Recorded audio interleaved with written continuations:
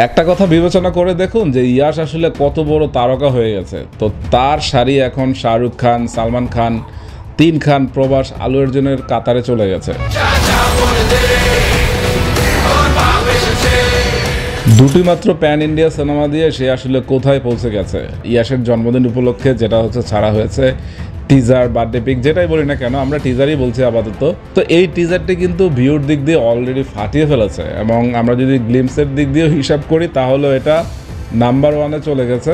সালমান খানের সিকান্দার নিয়ে যে একটা উন্মাদনা ছিল, তো সেই উন্মাদনা কিন্তু আবার ফেরত আসলো ইয়াশের এই টক্সিক সিনেমার টিজারটি দিয়ে। তো ইয়াশ আসলে অনেক বড় তারকা হয়ে গেছে, সেজন্য তাকে ধন্যবাদ জানাচ্ছি। এবং ইয়াশের প্রিয় নায়ক হচ্ছে শাহরুখ খান, তো সবাই শাহরুখ খান হতে চায়, তো সেজন্য ইয়াশকে আবার ধন্যবাদ জানাচ্ছি। তো ইয়াশ টক্সিক সিনেমায় যেভাবে নিজেকে প্রেজেন্ট করেছেন, আমার কাছে মনে হচ্ছে সে কেজিএফ এর চরিত্র থেকে আসলে বের হতে পারছেন না। তার অ্যাটিটিউড, তার হাঁটার ভঙ্গি সবকিছু আমার কাছে কেজিএফ এর মতোই মনে হচ্ছে।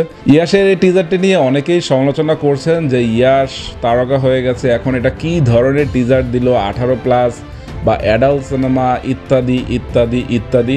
কিন্তু আমার কাছে মনে হচ্ছে যে ইয়াশ কিংবা হচ্ছে গীতু মোহন দাস মানে আচানক কিছু করবে না, নিশ্চয়ই এমন কোনো কারণ আছে যে সেজন্যই তারা এরকম একটি টিজার বাজারে ছেড়েছে। যে এই টিজারটি সিনেমার সাথে কোনোভাবে রিলেটেড কিনা, বা হচ্ছে এই সিনেমায় ক্যাসিনো কিংবা হচ্ছে নাইট ক্লাব কিংবা জুয়ারি এরকম কোনো ব্যাপার থাকবে কিনা। যেহেতু টক্সিক নামটির অর্থই হচ্ছে বিষাক্ত, তো এই সিনেমায় কি এমন বিষাক্ত জিনিস তুলে ধরা হবে সেটাই হচ্ছে প্রশ্ন।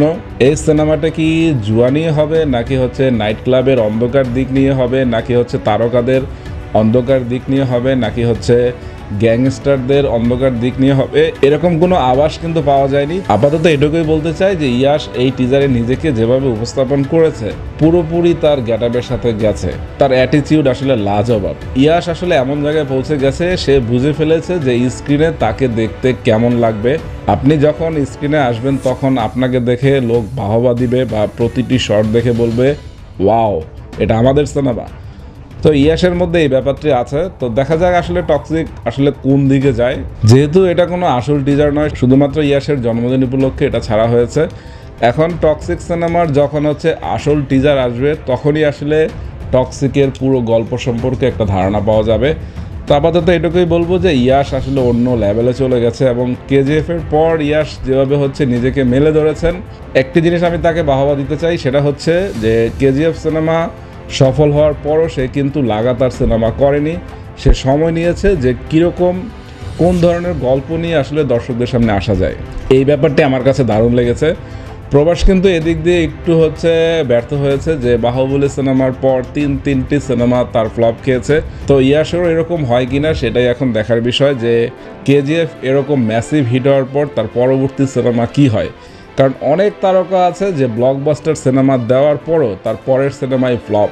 তো ইয়াশও ফ্লপের দেখা পায় কিনা বা সিনেমাটি সফল করতে পারে কিনা সেটাই এখন প্রশ্ন। তো এই প্রশ্নের উত্তর আমার অজানা, আপনার যদি জানা থাকে সেটা কমেন্ট বক্সে জানাতে পারেন। তো ইয়াশের ভক্তদের জন্য শুভকামনা জানাচ্ছি। তো সবাইকেই ভালোবাসা। তো সবাই ভালো থাকবেন, বাই।